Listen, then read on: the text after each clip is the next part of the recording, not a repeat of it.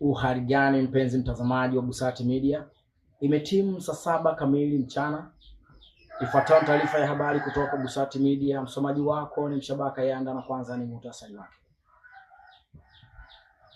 Busati kupokea tuzo ya maudhui bora Afrika. Watu wawili wafunga safari kutoka Mbeya kuja Dar es Salaam kuitafuta Busati ili kuipongeza. Mama mmoja uawa na mmewe kwa kutoa tamthilia ya maisha kuweka channel zingine. Kimataifa, Busati yapeperusha bendera ya Tanzania kimataifa. Habari za michezo. Busati kukitimua wiki hii.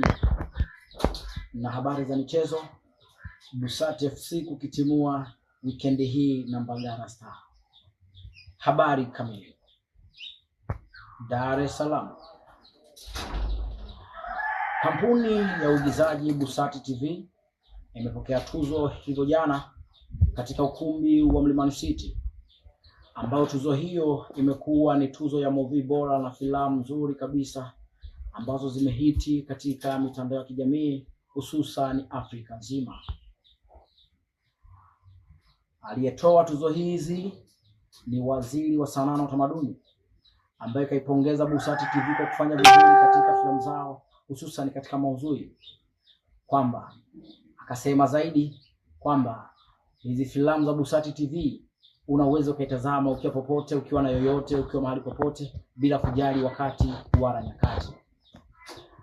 Kwa kusema hivyo, amempongeza Abdul Karim ambaye ni director wa Busati TV na kuwapongeza wasanii wote wanaoshiriki katika tamthilia hizo, na kwamba waendelee kutoa maudhui bora ili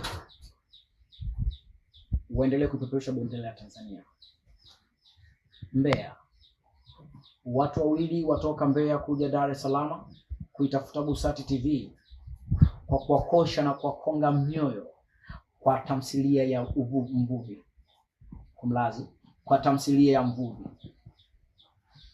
Watu hawa wamesema kuwa Busati wametoa movie nyingi sana, tamthilia nyingi, lakini Mvuvi imewakonga mioyo sana. Wameamua kuja kwa baskeli kuitafuta Busati na kuipa zawadi pamoja na kuisifia na kuipongeza. Bukoba. Mama mmoja auawa na mmewe. Chanzo na sababu ya kuuawa, alikuwa anatazama tamthilia ya maisha ndoa, akatoa akaweka kwenye channel zingine. Mmewe akakasirika na kumpiga mpaka kumuua.